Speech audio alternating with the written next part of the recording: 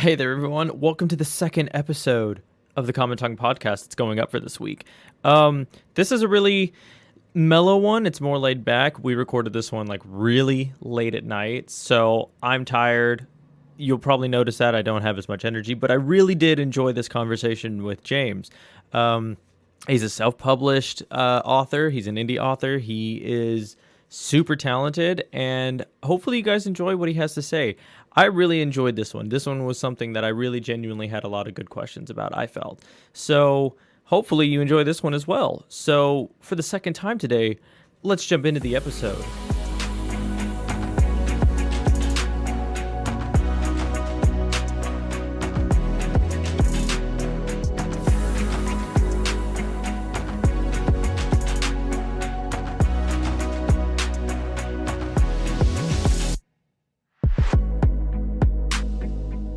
Hey there, everyone.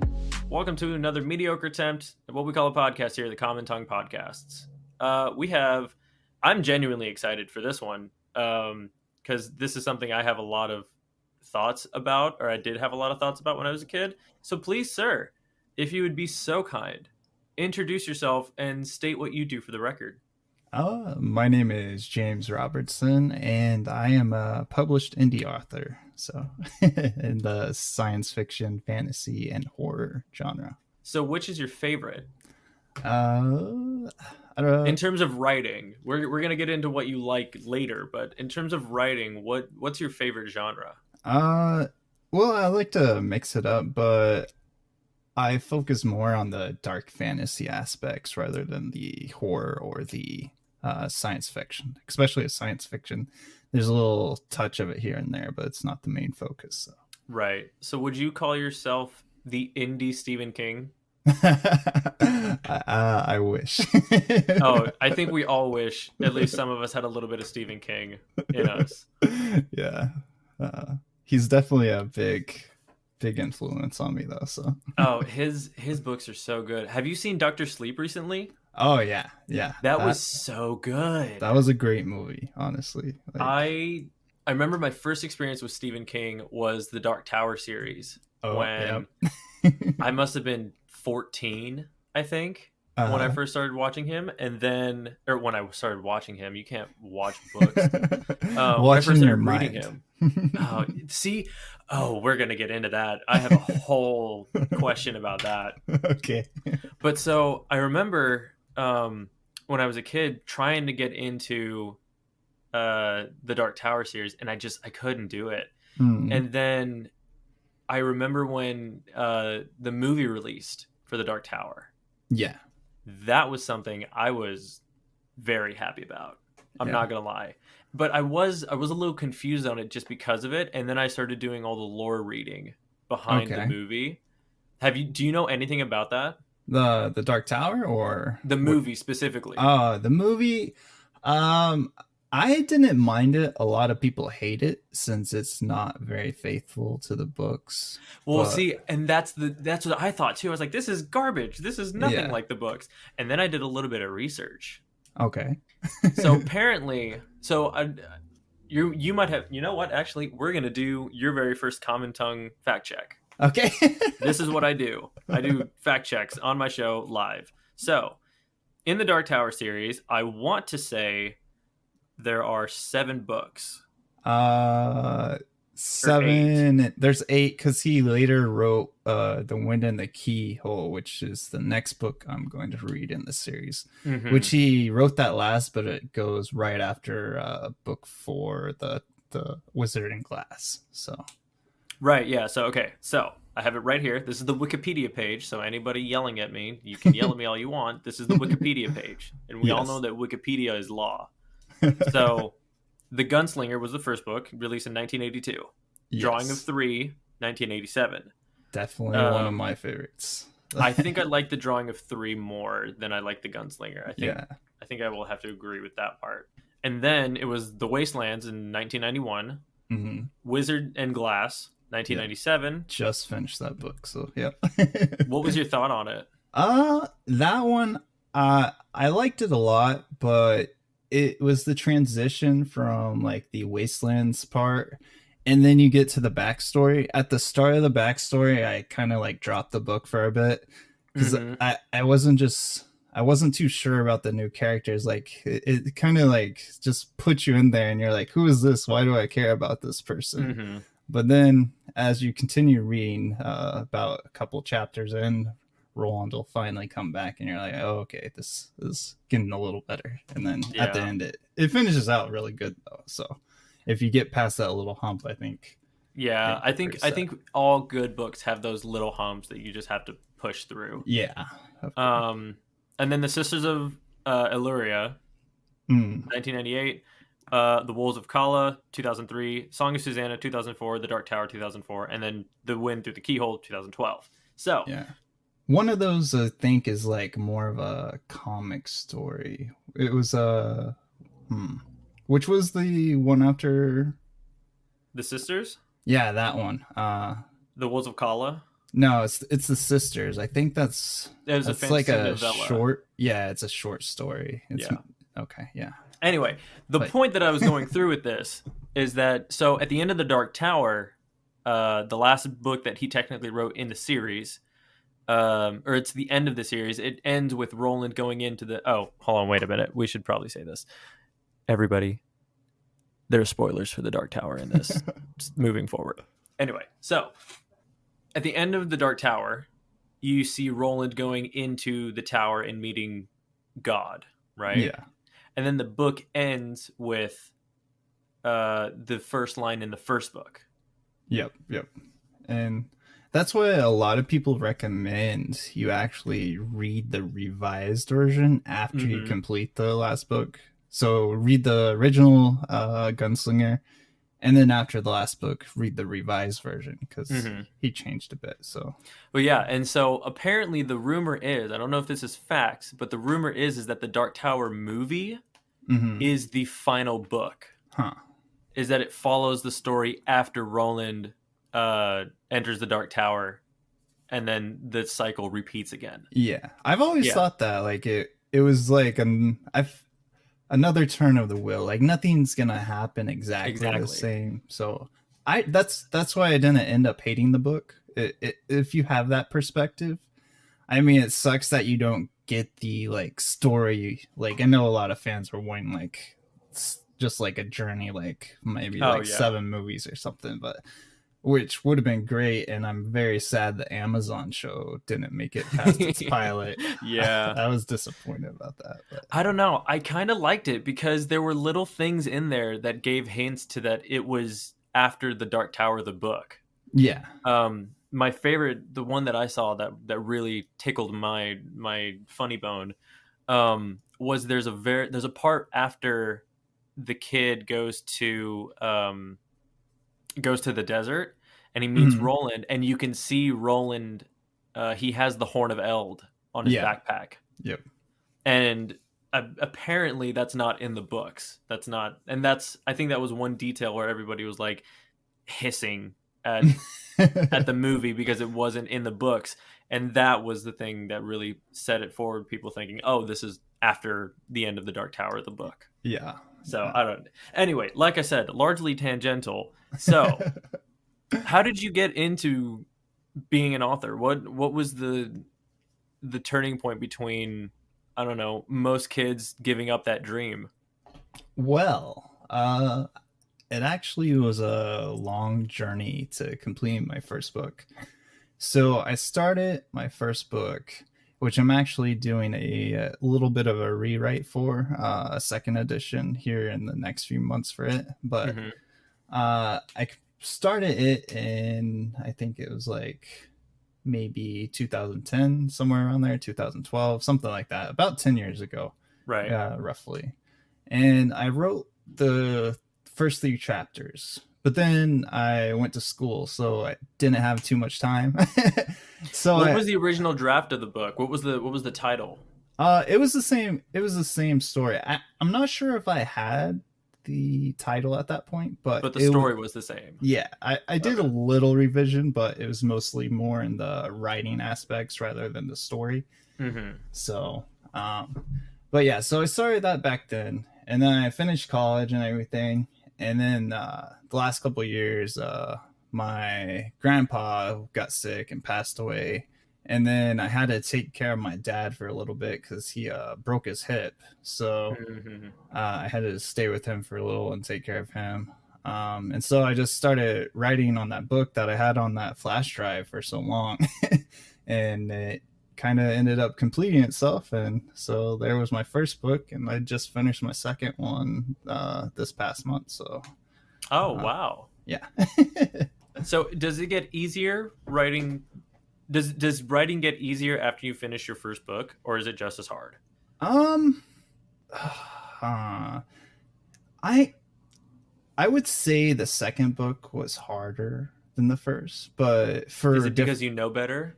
it's that, and for different reasons. It was a different style of book. Like the Hmm. first book was all from like myself, like completely created. Maybe like a little hints of like my past thrown in. I think all authors do that though. Yeah. Um, but for the most part, the second book was based around the killings of Jack the Ripper. So I tried to keep at least the dates in line and some of the aspects of how some of the people were killed and stuff that went on in the news. So the first book was kind of discovery writing, which that's how I prefer to write. And the second book, I had to kind of draft it out and kind of that way because I was constrained to time limits. I couldn't like say this happened at this point if it conflicted with what happened in the Right. past. So that's what. So I guess it was more the research that you had to do. That something that made the second book more Yeah, difficult? yeah, that was. It was like the characters were fun to write, but it felt like a little bit of research paper at the same time, No, yeah. which was fun, but it wasn't my favorite thing to do. So Oh man. See, and I don't know. That part I feel like I would enjoy that part more than the actual. Well, I don't know. It's hard to say because I like doing research into interesting topics, yeah, but I don't know how I it's weird the integration of that into a yeah, book. yeah. The constraint is the part that was hard. You Hmm. had to kind of work how you want that plus your story to flow together without getting too out of sync with each other. So Okay. So wait, so you said you started writing your first book in 2011? yeah, about that time, somewhere around there. So yeah, Wow. yeah, That's that's dedication. yeah. And so dropped it for a few years, and then I had time, and I'm like, all right, not doing much else right now. I might as well complete what I started. So. Right. So okay, so you started in 2011 and then how long did you work on it before you went you said 3 years? It was like a year, maybe two ish. It was Mhm. off and on. Like I wasn't like super dedicated. I would just like do a few thousand words here or there. Okay. I And then what think did you the go to school for? originally I've been in IT, and then also when I went back, because I did IT and was working a little bit in that back in like 2010 ish. But Mhm. then my friend from New York, who I actually met online playing a game, What he, game? We have to know. oh my god, don't Is even it make. Dota? It's worse. Was It's this little MMO that's super pay to win. It's called Conquer Online. I don't know if you've heard of it, but Wait a minute. Hold on. That I'm not going to lie. I'm not pulling your leg here. That genuinely sounds familiar. yeah, it's like a mix between RuneScape and I don't know Isn't what. it like a mix between RuneScape and AFK Arena? Like that art, that style? Yeah, something like that. Yeah. No, So I think it I actually know. Yeah, because I think one of my best friends used to play that all the time.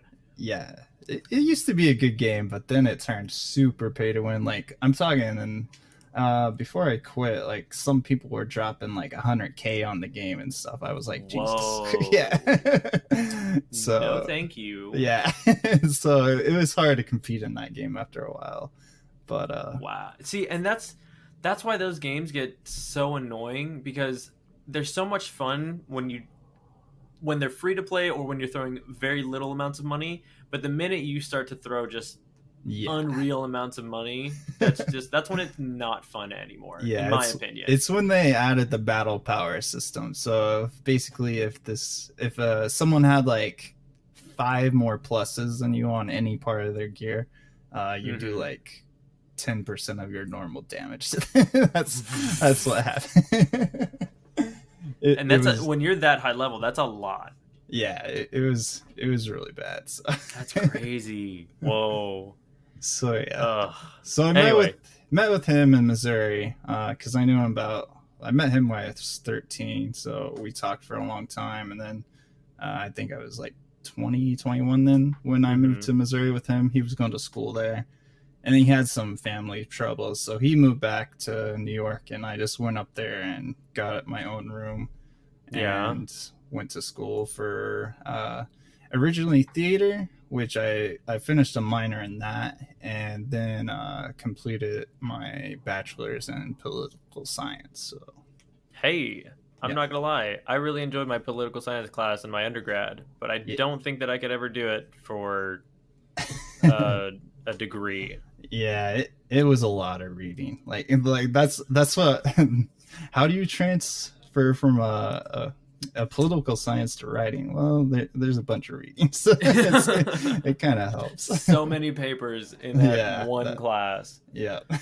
Oh, that's super funny. I don't know, and I think the most interesting thing too is that the way how some people just completely deviate from what their degree originally was to what they do now. Yeah, that's true. Because I was a linguistics student. I got my degree in linguistics, and now I run a podcast. That's awesome, dude.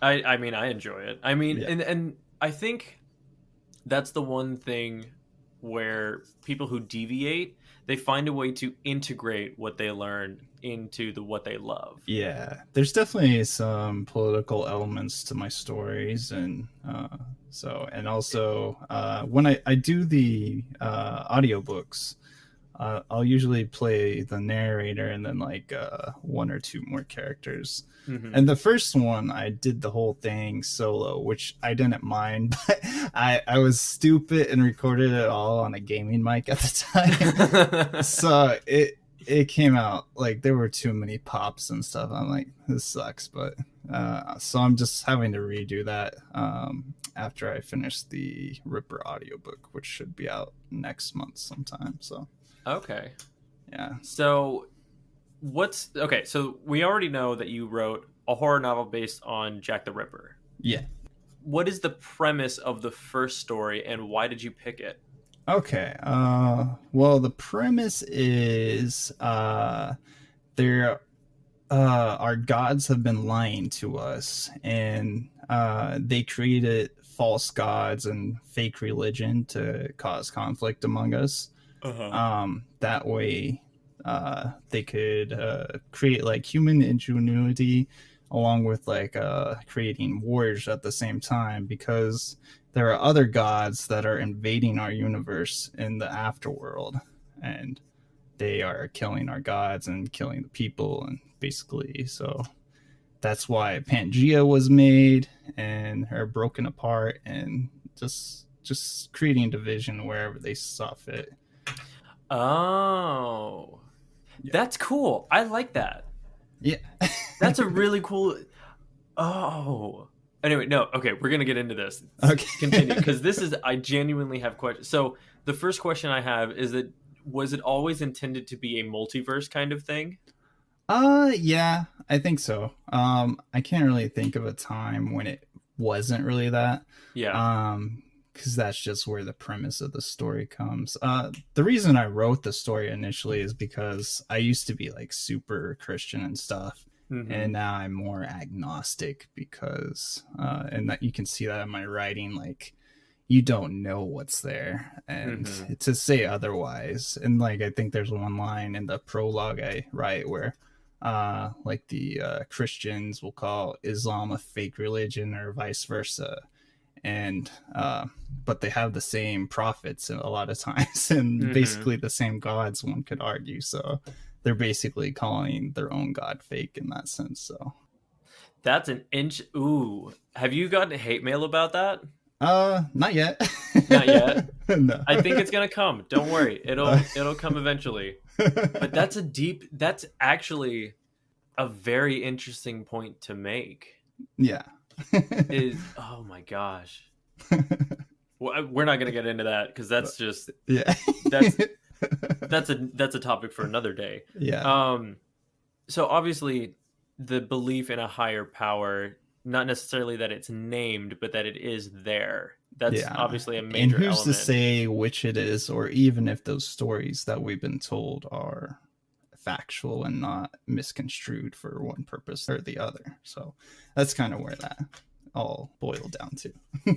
No, yeah, and that's fair because I think one thing that's interesting is that language is imperfect. Mm-hmm. And even when you move between languages, that imperfection They is still have a enhanced. connection. Yeah. Well, yeah, there's still the connection, but that imperfection is enhanced because all translation is imperfect. Yes. So the original language, the words going through 10 languages throughout however many generations, that meaning can be widely misconstrued now. Yep. Yeah. So that's an interesting point to bring up. That's wow. See, look, we're bringing both of our things into this. This is cool. This is why we do this. So what was the main reason behind you writing the first book?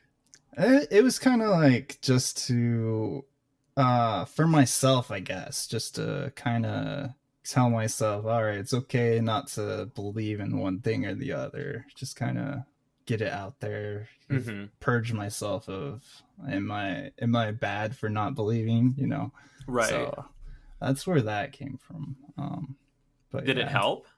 I think so. Like I said, I used to be like, give me a sign. Right. No sign ever came. And people are like, oh, you're not praying hard enough, or you're not looking in the right places. Like my family will tell me that, or because I'm basically the black sheep at this point. So, right. Like my grandma will tell me every time I talk to her. I haven't even told her I wrote this book because but she'd be like, go to church with your sister. I'm like, all right, Grandma. Yeah, Grandma. All right, whatever you say, Grandma. Yeah, so I try to avoid that when I'm talking to her, but it always comes up. I'm just like, all right. So wait, when your grandma asks you, what do you do? What do you tell her? I told her I was writing books, but you just haven't told her what? Yeah. She's gonna find out. Yeah, probably. Eventually, she's gonna find. No, trust me, they always find out. Grandma always knows. But yeah. So, but what can we say? What else about the story? So besides the religious aspect and the grand like fighting gods aspect, there's more to it than that. So I created this like magic system kind of thing. It's more like a power system rather than magic, but so it's based on how your life was lived and how you died. So by that I mean, if say you were killed by like lightning, then you would have to conquer that and learn how to control it in the next life, and that would kind of be your power.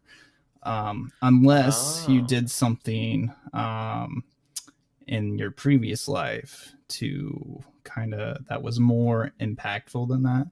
So say you slayed a dragon or whatever. It's because I delve into like mythology and lore as well. So I brought a few characters from that over. But yeah. So wait, hold on. I have to ask a very important question. I'm so sorry to interrupt. Okay, no, go ahead. Here's the thing that I'm interested in, though. So is this a reincarnation-based novel where you say like your past lives, or is it more just the afterlife? It's just your past life. Sorry, just one life. Okay, yeah, because that was one thing that was interesting. I was just like if this is something that's culminated in multiple past lives, this is gonna get crazy. Yeah, that would be a lot of there is an aspect to reincarnation. It's not too much of a spoiler if I go into it. But basically it's only for children. So like if they only live till 10 or something, The rule of it is if their beastly nature has not getting into like philosophy here. Yeah. If their beastly nature hasn't taken over yet, then they are reincarnated into another child, and basically their soul combines with that child's soul. So they live Oh, through that. interesting. Yeah. They're just to throw this out there, that's actually a very popular genre of comic in Chinese and Japanese comics. Oh, really? Yep. I want to say it's called isekai, but let me make sure because that's Oh, yeah, yeah, yeah. I yeah, know it. yeah, that's actually one of my favorite genres of manga and Asian like comics. like when you die in it's mostly they're reincarnated into a completely different world and universe, though, I believe In is Japanese ones, yes. yeah. In Chinese ones, it's more. A lot of times, it's a soul going into another body. Oh, okay. Yeah, it's really really good. You have to check it out. Yeah, because I read a lot of Japanese and manga and watch the anime, but I think the only Chinese one I've ever seen is what is that one? I can't even think. Is it the King's Avatar? Yeah, there you go. Yep, Yep. that's the only Chinese one that really got popular. Yeah. Yep. That's So not that's not a bad one though. yeah, It's kind of good. I'm not it's gonna pretty lie. decent. But yeah, For, that's actually very popular. But granted that the fact that it's only dedicated to kids gives it a little bit of your flip on it. yeah. So Yep. that's something I do like. I like that. Anyway, so you may continue now that we have I don't even know where. so hey everyone. We'd like to take a moment to thank BetterHelp for sponsoring this episode. Are you searching for a good therapist but just don't know where to look? BetterHelp is an online service that can assess your needs through a quick survey and matches you with your own licensed professional therapist. It's not a crisis line, it's not self-help, it is professional counseling done securely online. Especially in this time of uncertainty, BetterHelp is available for clients worldwide and may be exactly what you're looking for. There's a broad range of expertise in BetterHelp's counselor network, which may not be locally available in many areas. It's more affordable than traditional offline counseling, and financial aid is available. I even used BetterHelp. It was so easy to find a therapist and regularly get a hold of them. You can message them at any time and even set up video conferences to talk live with your therapist. Visit betterhelp.com/TCT podcasts to get 10% off your first month and join the over 500,000 people taking charge of their mental health with the help of an experienced professional. That's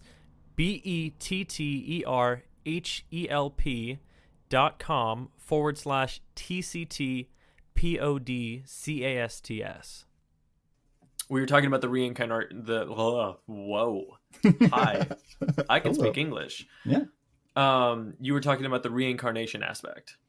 So yeah, it's just well, that was basically the thought, but just like and then the magic system about how so the if you slayed a dragon. kids reincarnate, and then anyone older than that who kind of has like their beastly nature, like they lost their innocence, they're then reborn into the other world.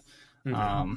So, and there's another aspect of it. So if you die, like of like I'm gonna butcher this word, posthumous.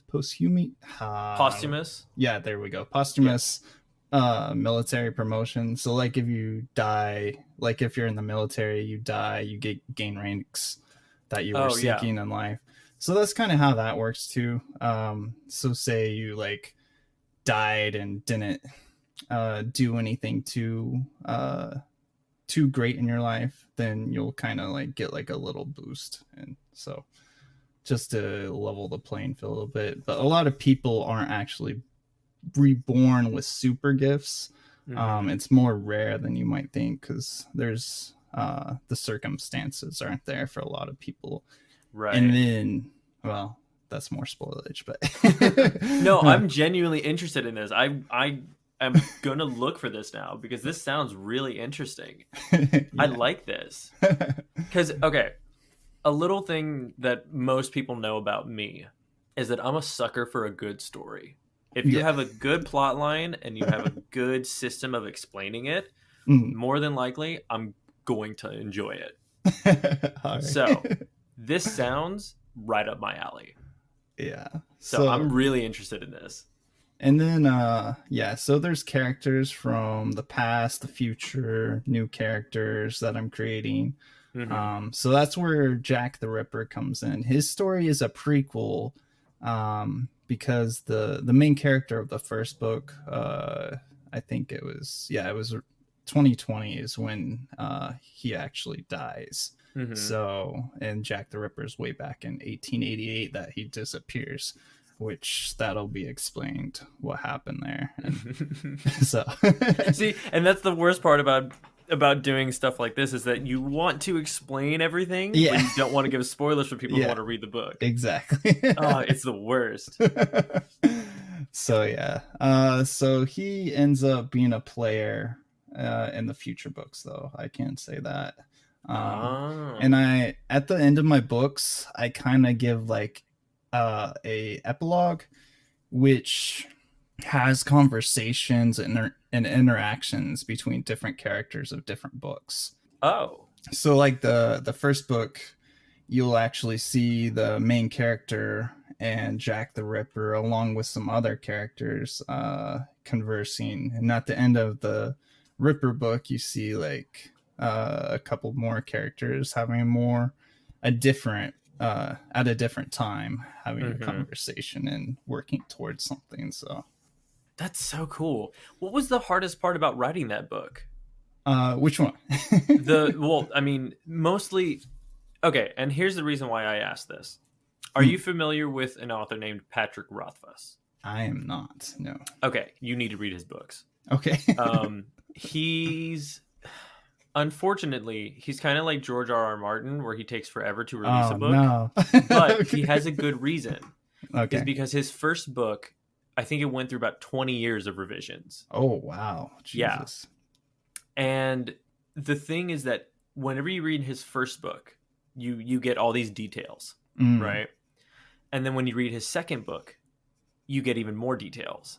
And the yeah. problem is that you can reread his books and find connections in one word that somebody says at the end of his second book to something that somebody said at the beginning in the prologue of the first book. Oh, And that's you make those connections. nice. But the problem is you probably won't make that connection until you've read the book Yeah. 5 times. Mm, So that's that's cool. why I'm asking, is it kind of that where you're trying to make these connections between all of your books, and that's the difficulty of the writing? Um, a little bit, but I don't know. I just have like this big universe I'm trying to build, and these characters that just come to me. The And next that's and character, that's why I ask. Yeah, because it's such these worlds that people have in their heads are so big, but it's so hard to condense it down into, yeah. 300 pages, if So that. I just take it a book at a time. Yeah. The next one I know is going to be a longer book. It has a lot to go through before the end, because it's going to deal with the main god, I guess you could say, of our Hmm. universe. Uh, and then so yeah, and I have to tell that guy's life. It's gonna Yeah. be a long. He's more. I'm actually definitely going to have some gunslinger vibes from this guy. He's from a different planet. Uh, it's more of a Western planet, so. Hmm. But yeah, and So I guess one thing that I'm kind of interested in now listening to this is there again, your all your books just sound Asian in nature for some reason. There's one particular uh, graphic novel that I really like from Korea, okay, and basically it banks off the system that gods are made by who believes in them, okay, right? all And right. that they draw their form and their power based on what that belief is, right? Oh, that sounds familiar. Like there's I'm thinking of American Gods. Maybe it kind of has that same Maybe. kind of feel to it. I've never But seen American Gods. I want to see it so yeah, bad. it's a pretty good show. Is it And good? Okay. yeah, I know it's based off a graphic novel too, if I'm not mistaken. Oh, that I did not know. And but yeah, it has that kind of, the gods are more powerful the more people that believe in them, and so Yeah, and so that's kind of what it sounds like. Is that do the gods in your world gain power through who believes in them and how many people believe in them, or it's is it just based on those events? it's more like based on their set power along with absorbing other like powerful essences, I guess you could say. So Oh, that's so cool. Yo, how do you write such cool books? I don't know, just need to find the readers. Dude, But no, trust me. I will promote this to the ends of the earth. This is unbelievably cool. yeah. I'm gonna have to. Oh, I mean, obviously, I'm gonna have to read it first Yeah. just to make sure I'm not talking out. Yeah. So This sounds so good. yeah. How many books are you planning on writing? Oh my god. Do you have that? Do you have that number set, or is it just go until you can't write?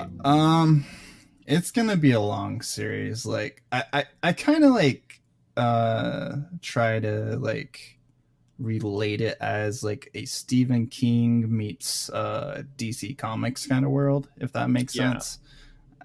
So it'll be a few books. There will be a lot of main protagonists, like the Ripper. The next character is the Desperado, and the original main character, which is Leon D. Michaels.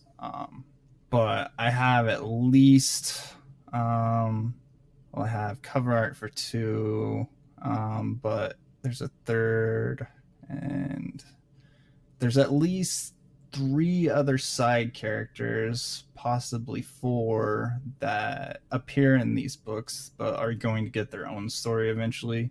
Mm-hmm. And then for the main series, I think the first half of the books will be done in like just for the main series books alone, probably about 7, something Mm-hmm. around there. So uh, Here's another random question. yeah. Are you familiar with an author named Sherilyn Kenyon? I am not. Sorry. How are you not? Okay, Sherilyn, Sherilyn Kenyon. you're gonna have to send Oh, these trust to me, I me. can. So here's the main problem with Sherilyn Kenyon, though, is that Sherilyn Kenyon is a romance writer, Oh, okay. and she likes to put the nitty gritty into her writing. Okay. But that being said, she has some of the most fantastic world building I have Mm. ever read. Okay. But so the way you write books sounds a lot like Patrick Rothfuss to me. The way Okay. that you write books out in terms of series sounds a lot like Sherilyn Kenyon, because she has all these characters, and you could deem them as side characters Mm. because her main character is the leader of this organization, and then everybody else is under him, basically. Okay. And the way that she writes books is that you'll see him, or you'll see one or several of these characters interact, but you don't know anything about them. But then 3 books down, you finally get that one character story that showed up 4 books earlier, Oh, but has okay. still been a part in all of the books. That's pretty cool. Yeah, she's written. Let's find out. Let me do another fact check on myself, All right. because I'm not gonna lie.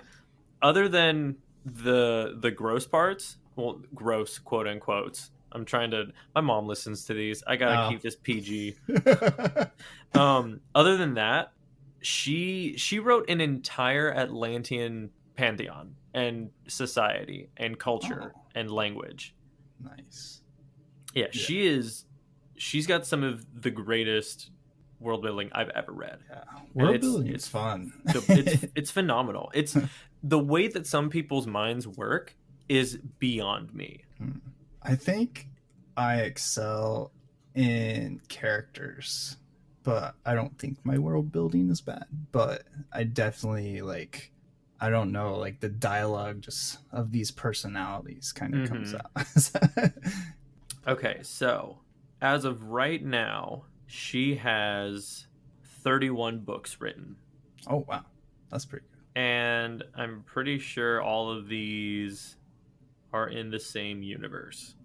Yeah, those 31 books I'm pretty sure are all in the same universe.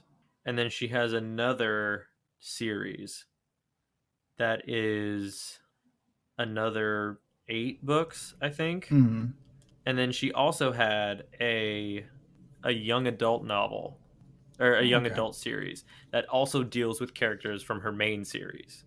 So yeah, nice. so she's nuts. She it's ridiculous the amount of writing that she does. Oh, here we Yeah. go. Yeah, The League. This is the one I was talking about. This is the other one that she wrote like 100 books for. 14, 26, 27, 28. No. 28 books in that one. That 29, is sorry. that is a lot. Yeah, she has written so many books and they're all so interconnected that it blows my mind. Yeah. And the problem is that there are some characters that still haven't gotten explanations as to who they are, how they got their powers, what their situation is. It's Yeah. just it's so mind-boggling because there's so many characters that I want stories for, but she hasn't given them to us yet. Yeah. There's definitely some I'll probably go back towards the end and kind of give their story as a wrap up. But I'm trying to focus on moving it along as best I can for now, even though I'm dipping into some of these characters' stories already, like with the previous book and the next one. But yeah. Oh man, I'm not gonna lie. I am you're you're hyping yourself up a lot. I want you to know that. Or at least I'm hyping yourself up in my own head. Yeah. So I hope I don't disappoint myself when I read your books. I hope not. Because these sound like they genuinely sound very good. Yeah. But yeah, I haven't written anything as you would call the nitty gritty, really. Yeah. There's been hints at it, but it's not like descriptive, I guess you could say. Yeah. She gets into it. Okay. She will do descriptive and now on the gore side of stuff, there's a few descriptive places, but that's fine. Yeah. Well, most people see, and that's the topic that could be a whole podcast in and of itself, is that what's worse in media, the blood and guts or the closed doors adult stuff? Yeah, it depends where you're in the US, the closed doors. In the UK, probably the gore. So Really? Yeah, like they what is it, like they're always like, I don't know, like nudity doesn't bother them too much, but they kind of make fun of us, like the being prudes. Yeah, like this bothers you, but someone killing someone or something doesn't bother you too. Like, so I've read that a few times from some people over there. What about in your personal opinion? What's worse? I don't know. What's harder to write? Harder to write? I guess the intimacy. If you wanna get it correct, it's probably harder. But I would say, I don't know. I read a lot of stuff when I was younger, and I didn't really of stuff. We're just gonna keep it at that. Just stuff. There's also what was that? I'm trying to think of back. It was a court case. Actually, Antonia Scalia. What you know who I'm talking about? Maybe. The Supreme Court justice who died, he was a little bigger. He was really conservative. Antonia Scalia. There you go. But anyway, he wrote the I can't even think of the name for it, but basically the majority opinion. There we go. For a court case, and he said, "Why are you trying to put?" It was for a game rating. But he's like, why are you trying to prevent kids from buying these games? Like, because the MSR are the ESRB. There you go. That's actually just a made up system that stores follow. Like, kids can still buy it, and because it's been deemed that way. But he's like, why are you trying to prevent them from buying this stuff when they've been reading like the Grimm fairy tales, and you know how graphic that can be. That's true. So. The original fairy tales from the Brothers Grimm Yeah. they're messed up. So that was the argument there, and that's why when it asked me what rating should your book be, who should read this, I'm just like, well, at this point, based on that opinion, anyone should be able to read it. So I just see. That's the hardest part too, is because the client that I use to upload podcasts is like, is yours not safe for work? Is it explicit? Is it friendly and family? And is it clean? Or is it unrated? And I'm just like, yeah. I think I'm just gonna put everyone as unrated, because while there might not be anything in here, somebody might think it's not clean. So I'm just like, I'll just leave everything as unrated. Yeah, I just leave my ratings blank, and they can make your own decisions. Yeah, exactly. Yeah, because so I'll give you an example too, is that so normally we have just plain old fun conversations like this, right? But then 2 weeks ago, my buddy and we had a conversation about what happened on Capitol Hill. Oh yeah. And I know a lot of people would find that inappropriate to talk about, at least on here. Sure. So that's why I'll leave everything as unrated, and then you can just decide for yourself. Yeah, that's how it should be, I think. So yeah, and I think that's a good way of doing it, honestly. I think that's a safe way of just making sure that your content doesn't, or at least in terms of logistics, it doesn't make anybody mad. Yeah, they can't be like, well, this said it was for this age, and exactly said this. So, well. It's like, then you need to watch what you're watching. Yeah. Or reading or listening to. How dare you listen to this podcast without knowing that it's unrated? How could you do that? Exactly. Gosh. See, and it's funny because I used to want to be a writer when I was a kid. I used to write all the time when I was younger, but now I can't. What kind of writing were you? Oh, I did weird fantasy role-playing writing. Okay. All right. Yeah, it was I thought it was cool at the time. I swear if I ever find anything that is a semblance of what I wanted to write when I was younger, I will burn it and never let it see the light of day. Yeah, the first time I wrote anything that I remember was 6th grade. So it was more on the religious side. There was this and it was also during the time I was like super hyped about Prince of Persia. So there was a little bit of that in there. So basically whenever the end was basically ending or something, there were like these invading forces. It was the end of days, whatever. And so people are praying, and basically this dude in a sarcophagus woke up from everyone praying, and he was basically sent there to prevent and destroy what was invading. So that's interesting.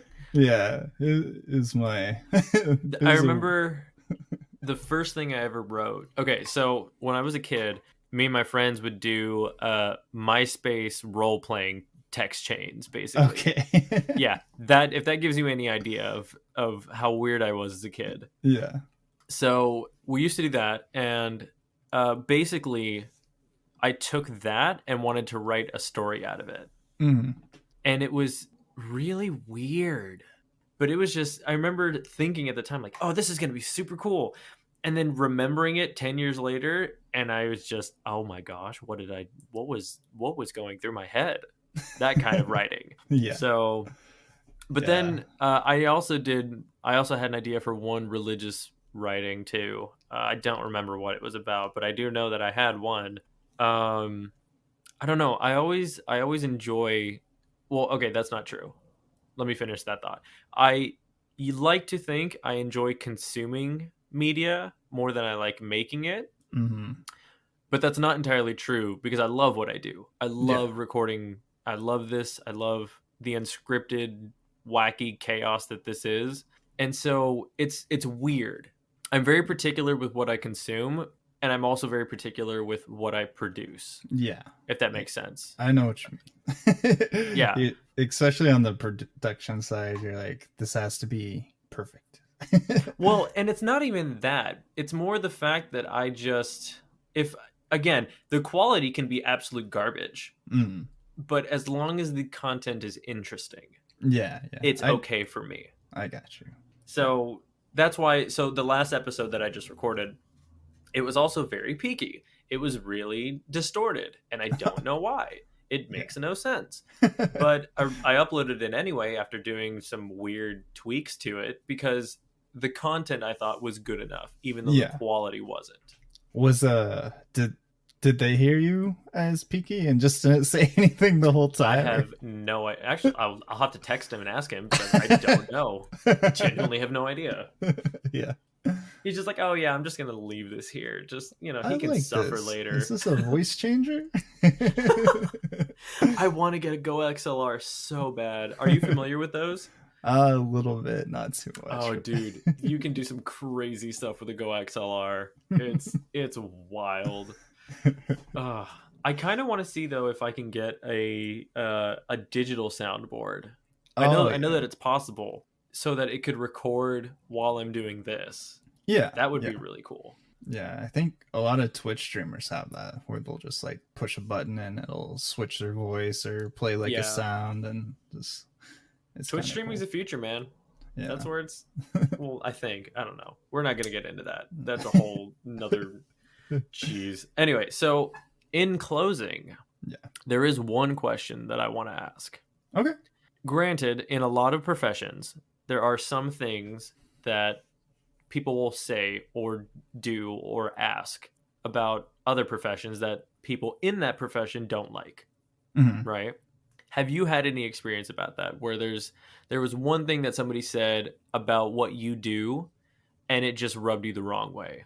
Me personally, no. I'm kind of really chill, so I don't really take things the wrong way. I just kind of laugh it off. I can't really. I know, like I'll read like Reddit, and some people are way more like worried about it than me. But they were talking about how like they were invited to some library thing as independent authors, but they weren't taken seriously in some aspect, I guess.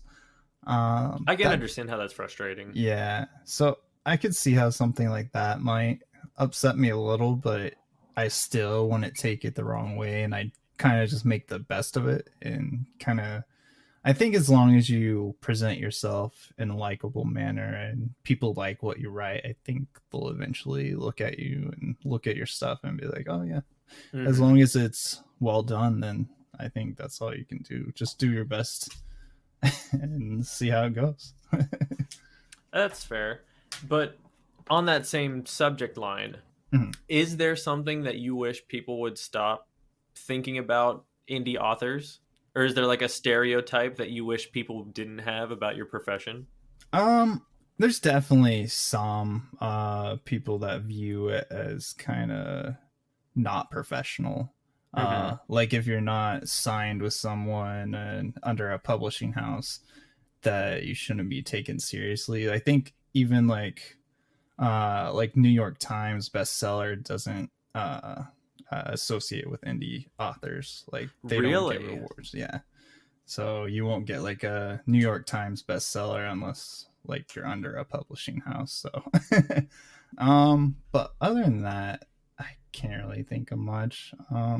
You guys should make your own award. That's what somebody's doing for indie podcasts. Yeah. There's a lot of indie awards actually. So really? I signed up for a bunch. They don't really go anywhere, finish until like I think some come next month, but the majority of them finish up in like June, going through all the books and stuff. So yeah. I know I just signed up for one, not an author. Yeah. It's weird. It's called the SMEPA Awards. The SMEPA? The SMEPA Awards, the Self-Made Indie Podcast Awards. Okay. Which the full name sounds great. Yeah. I'm not so sure how I feel about SMEPA. I want a SMEPA. It's right there. Look at my SMEPA. I can't. I'm just going to hang it up in my office. Like, look at my SMEPA award. Yeah. I mean, that's cool though. So. Oh, I love it. I love the idea that there's people out there who have a big enough following. It's like, you know what? There's not enough stuff for indie podcasts. You know, people who make indie podcasts. Let's make their own award. Granted, the naming could do a little bit of work. I'm kind of ragging on that just a little bit. But I think it's really cool when people in that community just do their own thing and then basically give the middle finger to bigger podcasts. Yeah, I love that. I think it's yeah, really cool. it's definitely needed, like for the little guy. Like that. Mm-hmm. That's another thing about getting signed. Because I'm about to start on The Stand by Stephen King here pretty soon. Mm-hmm. And he has a big revised edition, but originally it was supposed to be in the original book, but they made him cut like 300 pages out of it Whoa. at the time, because he was still relatively new when The Stand was published. Not too, I think it Mm-hmm. was like maybe early 90s and mid 80s, somewhere in there. But so yeah, his publisher made him cut 300 pages, and he explains in the foreword, he's like, if I didn't think this was relative, I wouldn't have redone this copy and put back in what they made me take out. So Right. that's something I don't think I'd want to do with my books. It just kind of make them feel gutted and not what it's supposed to be. So Right. I don't. And I guess there's a difference between taking out content because it's not good yeah, and taking out content to make it shorter. yeah, yeah. That's how I am. So You'd rather keep the long content and explain yeah, every, yeah. yeah, You're kind of like J.R. Tolkien. J.R. Oh gosh, that's such a hard. You're like J.R.R. Tolkien. yeah, You like to explain every single tree branch mm-hmm. that's on its way to Mordor. Yeah. And there's nothing wrong with that. Those are the Lord of the Rings are some of the most successful books to ever come out of the fantasy genre. Yeah, I'm definitely adding more details in my rewrite for the first book. But the main reason I did it is because at the time, like I said, I wrote that and I just wanted to get it out there. But I got some good feedback on it, so I'm like, all right, I might as well rewrite this a little bit. I got an editor, so I'm working with a guy on that, and then do a new cover because I do my own artwork too. So So you're basically an all-in-one in-house shop. Yeah, so that's why my books take a little longer. Like right now, like I said, I was working on the audiobook for the Ripper. So I have to do like cast directing to basically look through everyone and see. So yeah. I'm doing that right now for an audio drama, and it is hard work. It takes a while. You're like, would this voice fit this character? And then sometimes you're limited. You don't have. It's not like sometimes a voice will just pop out, and you're like, "Yep, that's the one that fits that character." But then other times you're like, "I don't know which one." They're kind of. You're also getting the short end of the stick because I have a director who I work with. Okay. So there's like, I'm the casting director and she's the executive director. Oh, okay. I feel like you have the short end of the stick because you're the only person to bounce off like, does this sound good? And there's nobody to bounce ideas off of. Oh, I mean, I guess you could call your mom and ask her. But, there's nobody in a professional sense to bounce ideas off of. Yeah. So I don't know. I feel like that's the other part of us doing this as indie, I guess. I wouldn't necessarily call myself an indie podcast, but we do 99% of the work. Yeah, it's definitely a lot more work. Yeah. And that's why you get less content, but it's how you want it to be. So like if I was just writing, I wouldn't have to worry about the covers, the editing, any of that. So I could be like halfway done with the third book already. But instead, I'm working on like revising the first one, and then the audiobook, and then the audiobook for the Ripper too. And so, look, whatever it takes to make it in your own way, right? Exactly. You just got to do it your own way, do it your own pace, and do what you can. Yeah. So, last question. Yes. Say 10 years from now, you have a kid, whether it's your own or not, we'll leave that up to interpretation. Yeah. If that kid came up to you and said, hold on, let me think about this. Let me think about this question real quick, because I had it one way. I don't think it sounded good in my head. Let me think about it this a second way. Right. If you had a kid come up to you and they asked you, what in your mind is the image of success for an author, what would you tell them? An image of success.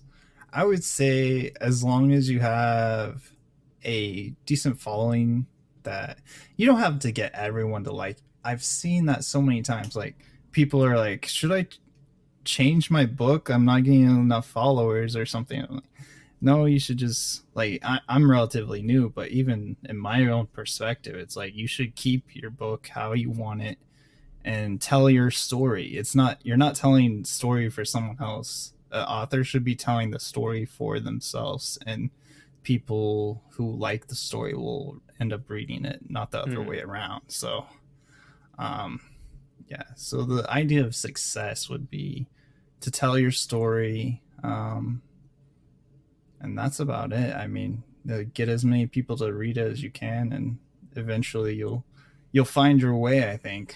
And I'm still trying to find mine, but I think as long as I keep at it and put as much work as I've been doing, then hopefully it'll turn out all right. Hopefully. I think that's all we can hope for, is that somebody will like it and then it'll take off from there. Yeah, exactly. Yeah, I can understand that. No, James, thank you so much for coming on and talking about this.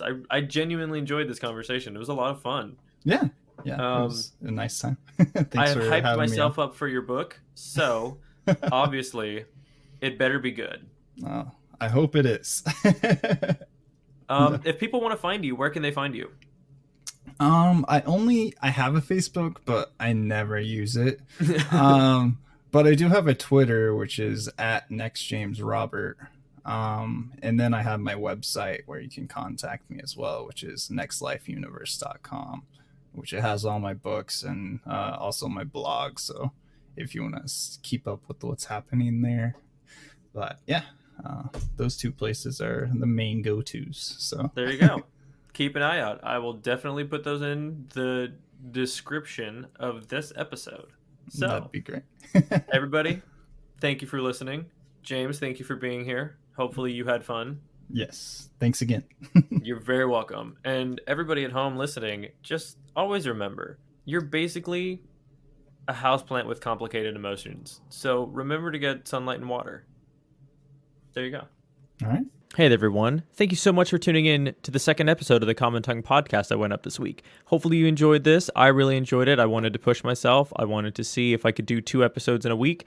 And I'm doing it again next week to just round it out and make sure that, for nostalgia's sake and What's It Like episodes kind of line up as much as I can.